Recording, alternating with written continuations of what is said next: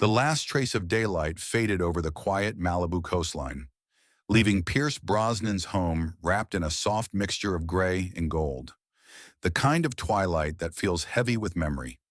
At 73, Pierce sat alone in his studio facing the ocean, surrounded by half-finished paintings, photographs of the people he had loved, and the stillness that comes only with age and reflection. The world had known him as elegance, as charm, as the man who walked through fire with a smile in his eyes. But tonight, there was no performance left in him, only truth. The room was dim, lit by a single warm lamp that softened the lines of his face. His hands, still graceful but marked by time, rested on a sketchbook filled with decades of quiet thoughts. For a long moment he said nothing, as if searching for the courage to open a door he had kept closed his entire life. Then he exhaled, a deep, tired breath, and his voice broke the silence with a fragility the world had never heard. There are 5 shadows that followed me my whole life. He didn't speak with anger. He didn't speak with bitterness. He spoke with the weight of a man who had finally stopped running from the darkness behind him. These shadows were not villains. They were not enemies. They were people, pieces of his past, who had left marks so deep that even decades of fame, love, and reinvention could not erase them. 5 shadows, 5 silent wounds, 5 stories he had never dared to tell. But who were they? And why had their presence followed him across every continent, every film set, every season of his life? Before the world knew him as the charming, unshakable figure of the silver screen, Pierce Brosnan was simply a boy from Navan, a quiet Irish town where the air carried the scent of rain and coal, and dreams felt too distant for children born with empty pockets. His beginnings were humble, marked more by absence than abundance. When he was only a child, his father vanished from his life, leaving behind a silence that would shape Pierce far more deeply than he understood. His mother, May, left for London to train as a nurse, hoping to build a better life for her son. Pierce was raised by relatives, kind but emotionally distant, and the house he lived in often felt too large, too cold, too full of rooms where no one spoke of loneliness.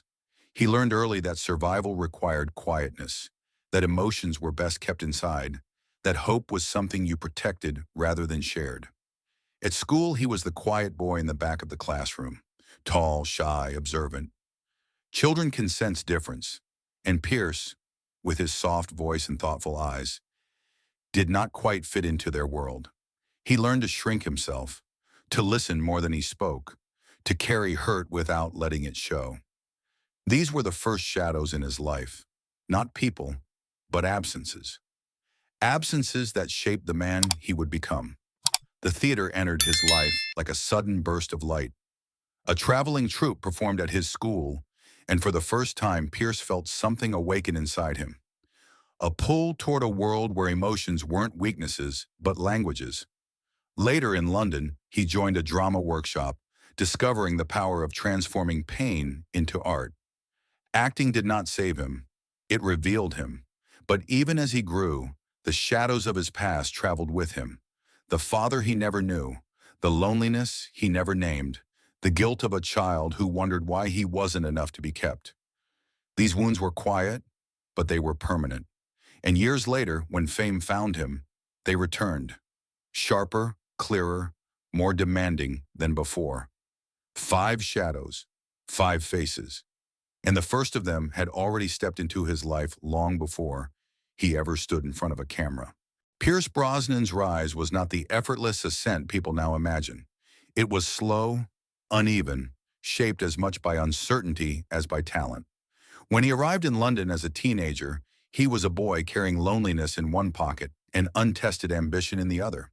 He slept in small rooms, worked odd jobs, and moved through the city with the quiet determination of someone who had learned early that no one was coming to save him. Theater became his refuge. On dim stages lit by shaky spotlights, he discovered a strange and unexpected truth. When he acted, he did not feel abandoned. The characters he inhabited gave him a voice he had never been allowed to use in real life. A voice that was vulnerable, expressive, unguarded. Directors noticed the depth in his eyes before they noticed his beauty. There was something simmering beneath the surface, a silence that spoke louder than words.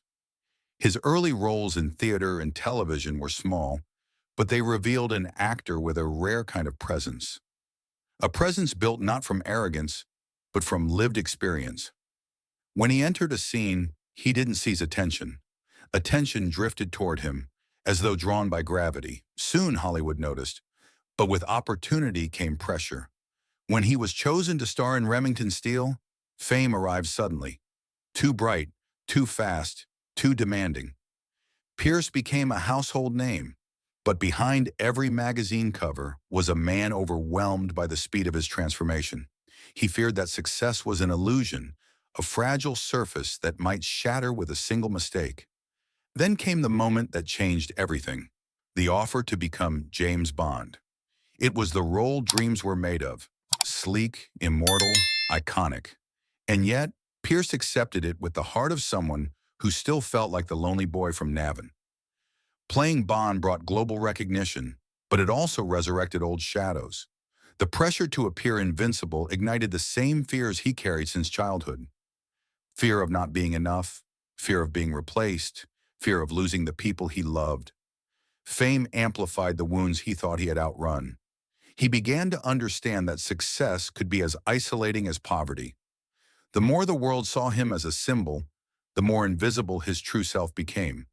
And in the quiet between film sets, in the hotel rooms, the long flights, the late nights staring into mirrors, the shadows returned, sharper than ever. His rise lifted him into the light, but it also cast the shadows behind him into deeper relief.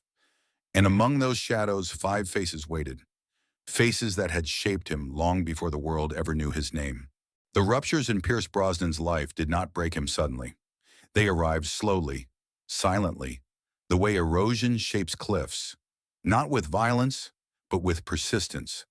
Behind his elegance and composure lay fractures carved not by enemies, but by people he once trusted with pieces of his heart.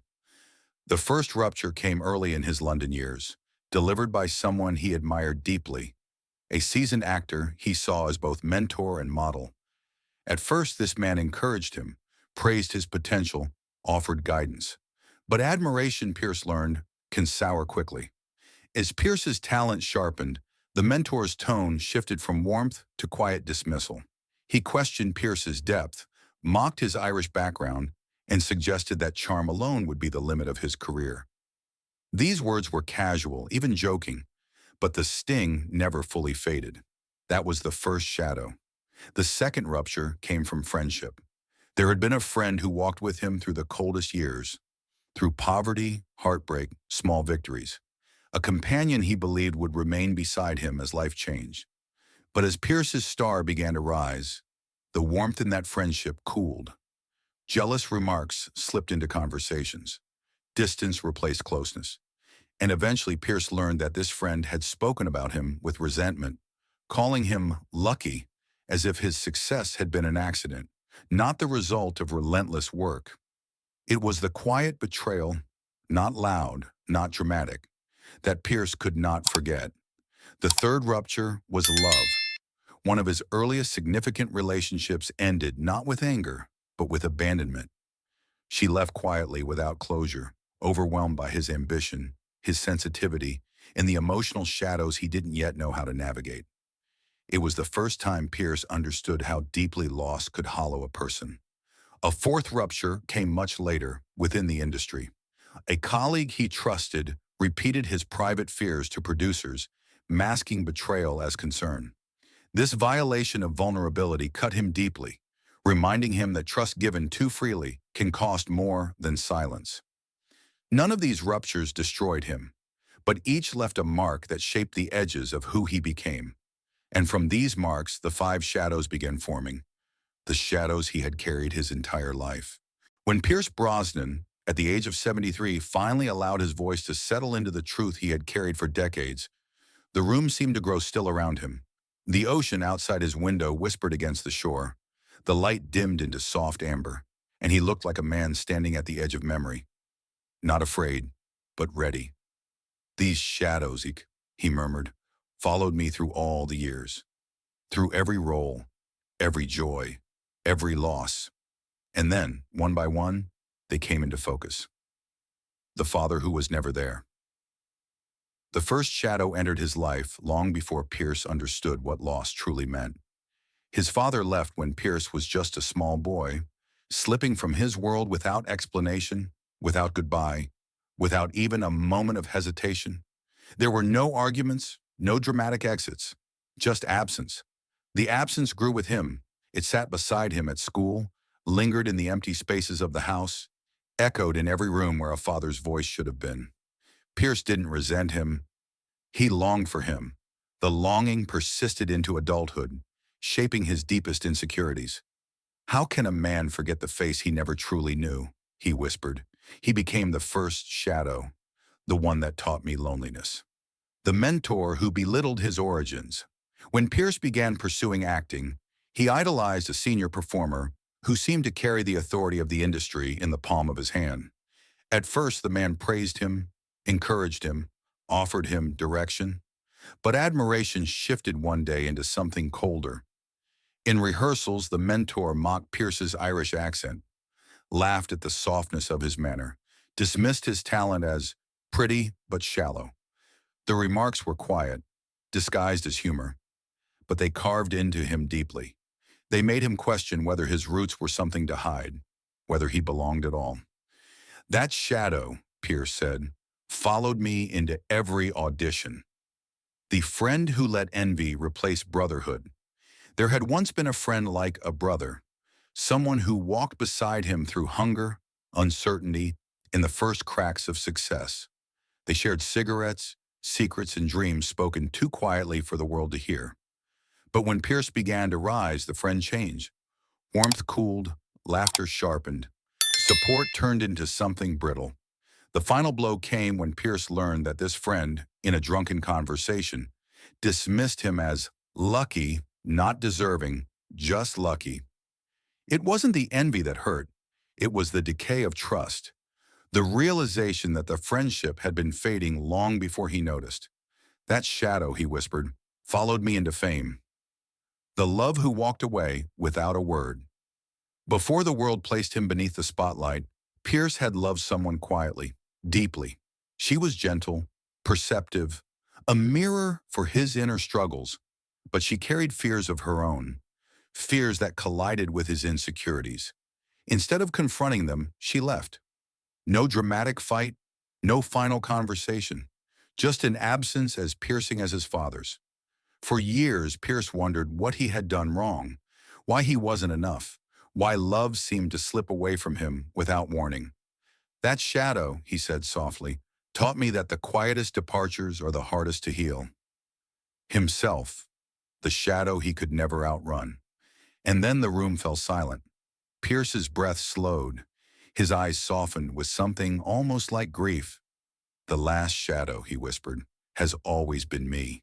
Not the actor, not the icon, not the man who wore confidence like armor, but the boy from Navan who felt abandoned, the young man who believed he needed to earn love, the adult who punished himself for every failure, the widower who blamed himself for not being able to save the woman he loved most in the world.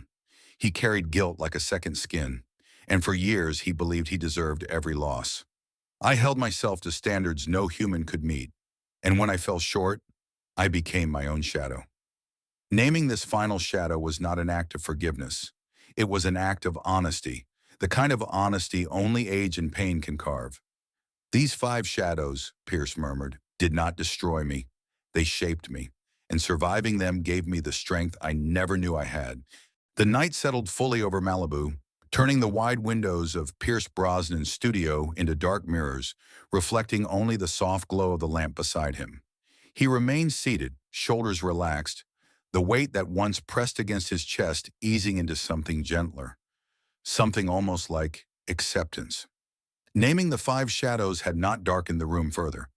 Instead, it had illuminated the truth he had spent a lifetime carrying in silence. For the world, Pierce Brosnan had always been a symbol of elegance and strength. The man who faced danger with a steady gaze, who wore sorrow with grace, who embodied resilience even in his most vulnerable moments.